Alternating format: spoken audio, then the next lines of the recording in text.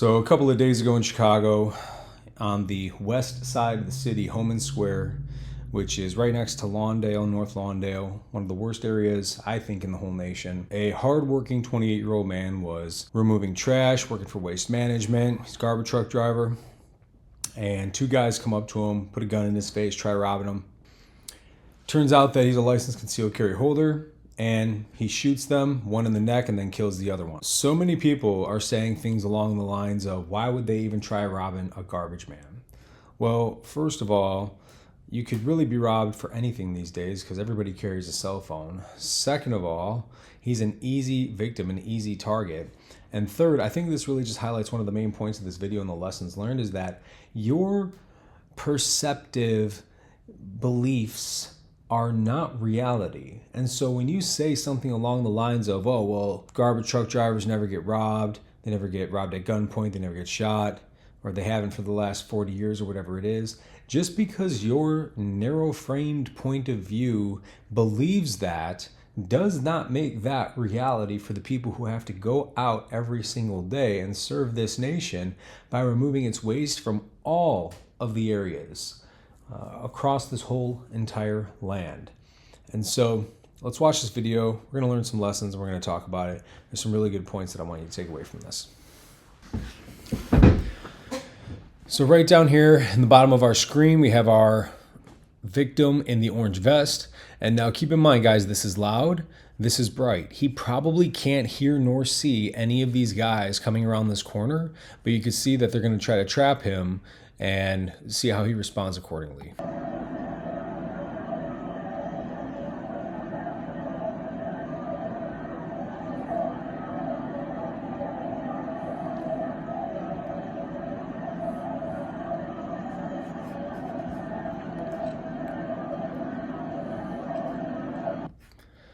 Just absolutely phenomenal. So here's a couple of key takeaway points that you can make from watching this video. 1, guns do not level the playing field between you and a bad guy. It gives you an overwhelming advantage when you know how to use it correctly. It's the only personal safety device ever created in the history of mankind that allows a 4'9", 80-pound woman to have an overwhelming advantage or leverage against a 6'7", 250-pound rapist. Straight up, plain and simple, that is it. And you could see here that it gives this man the ability and opportunity to fight off two violent and armed assailants, 2 against 1. And he made it home, from what I understand, unscathed. So that's the first lesson. The second lesson, going back to what I mentioned earlier in this video, just because you don't think garbage truck drivers or semi-truck drivers or whoever it is will get robbed performing their duties doesn't mean you know jack shit about what goes on in the world and the experiences that those people have to constantly endure. If I'm talking to a guy who works in a particular neighborhood and says, yeah, I deal with X, Y, and Z, and I'm worried about being robbed or being shot, being stabbed, guess what? I'm going to believe him because he's there every single day. I am not. So just because you think something is true does not mean that it is real. So remember that. Third, when someone approaches you, maintain distance as much as you possibly can. And you're going to see our guy do this here. Once they come around the corner on him, his first reaction is, whoa, I'm going to take a step back. But now he's got kind of nowhere to go. This is super important because fractions of seconds equal advantage and leverage when it comes to your ability to defend yourself in a close quarters environment. Literally, ladies and gentlemen, if you get a couple more inches off of that guy, that could be the difference between you having the ability to get out of that situation or not. So know how to keep distance, know how to position yourself whenever you are dealing with somebody who you think is going to be hostile or makes you feel uncalm. The fourth rule or fourth lesson that we could take away from all of this, hands, waist, and face. So as he's coming around this corner, he sees this first guy walk up, probably doesn't even see the second one because he's washed out with the bright lights. What should he be looking at here? Hands, waist, and face. What is there in this guy's hands? Is he reaching around his waist? Does he have anything that he's pulling out? It doesn't look to me like he does here have anything in his hands, although it also does look like he's wearing shorts maybe, which is weird because it was cold out. But now the second guy coming around the corner, bam, gun right there comes out from behind the back along the waistline. So when I see him coming with his hands behind his back like that, it's already game on for me. I'm drawing and shooting, turning around and shooting. I mean, that's it right there. Two guys approach me like this. I mean, I might already be drawn down on this dude. I might even engage this guy, especially as he starts coming up to me like that, because I'm not even trying to get into a hand-to-hand confrontation here. I have no idea who this person is, what he has on him, or what he's willing to do. But coming around the corner the second time, so hands, waist, face. Yep, okay, cool. Let's go ahead and fire some shots off. Now, next, practice and know on when to put your hand on your pistol and then when to pull it. So you can see our victim here, when he gets first backed up into the corner, that's when he goes and he reaches and he puts his hand on his gun. Then he's basically saying, let me through. So he goes to walk, but now he sees this guy right here. Okay, gun, hands, waist, face. Now I'm going to shoot. And that's exactly what he does as the other guy grabs him. So know when to have your hand on your gun and when to draw it is absolutely imperative, and you have to train force on force for something like that. Which brings me to my next point. Practice force on force in close quarters. This right here is how most concealed carry engagements turn up. Some sort of hand-to-hand. They're usually less than 5 feet apart.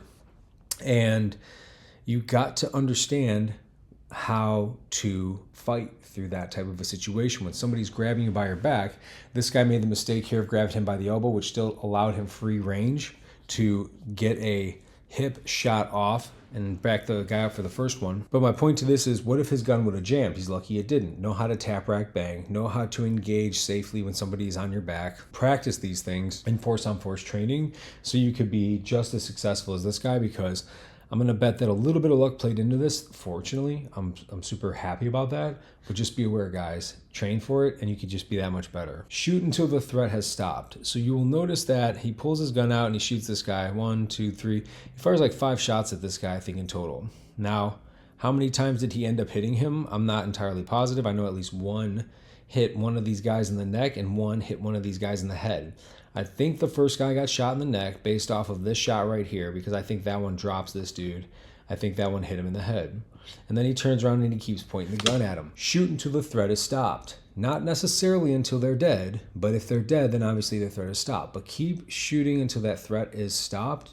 Do not think just because you fired a couple shots, guys, you're going to be okay. The next lesson we could take away is getting off the X. Notice what he does. He gets the hell out of there. Why? Because he's got no idea what's going on at all anymore. He doesn't know how many more people might be around there, who's looking, who saw that, who's watching, what the fuck is going on. 1 second, he's pulling up, doing his routes, taking some trash, and now the next, he just blew a dude's brains out and shot a guy in the neck and probably bleeding all over the place. You shoot somebody in the neck at close range, that shit's crazy.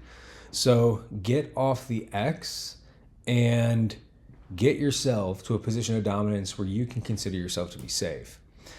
When you call 911, I was watching the news article on this, and he made a 911 call and he was making statements to police. Remember, guys, don't make any statements to police. Not that they're bad people, it's because the prosecution will suppress evidence that proves your innocence. They will use 5 seconds out of a 15-minute clip, and you don't want to dig yourself in that hole, especially with all your adrenaline going and stuff. Get your attorney on site. If you can, get to your attorney. Don't even stay there, in the state of Illinois at least. But if you can not do that, then of course don't make any statements. Say, hey, I would just like to speak to my attorney. If you have to make a 911 call, short and succinct. My name is Joe Malone. I'm located in this spot. I was just involved in a self-defense incident. I am the victim. I am wearing these clothes. Please send help. Click, and then I hang up, and that's it. Keep it short, keep it simple, keep it sweet. Last lesson. Everything is wired, guys. Everything is rigged to record these days. And if you don't understand that yet, then I don't know what to tell you. Don't do the wrong thing. Don't be the aggressor. Don't antagonize these situations. Clearly, this guy did not, but it's going to be really interesting to see what the prosecution does in the days after this event, which just took place a couple of days ago. But so just to reiterate, guys, a couple of lessons that we take away from this video. 1, guns don't level the playing field. They give you an overwhelming advantage. 2, no matter what your opinion of who or where might be robbed, it doesn't make it an actual reality.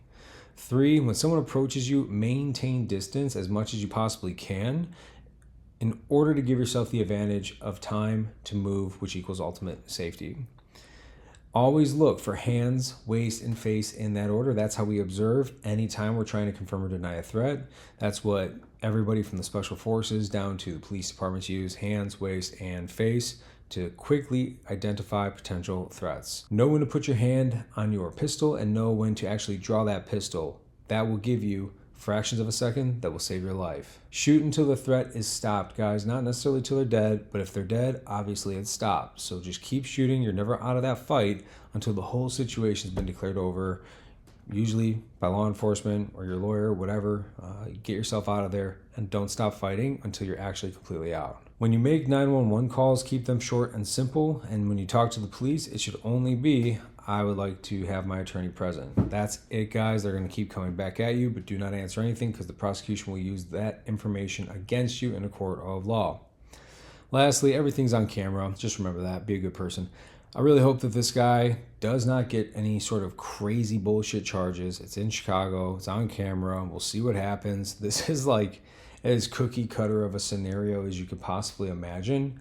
So it'll be really interesting to see how the new Cook County, the state's prosecutor, decides to handle this, given the fact that this was such obvious self-defense. So hit me up and let me know if you guys have any questions or comments on this. And yeah, I'll see you next time.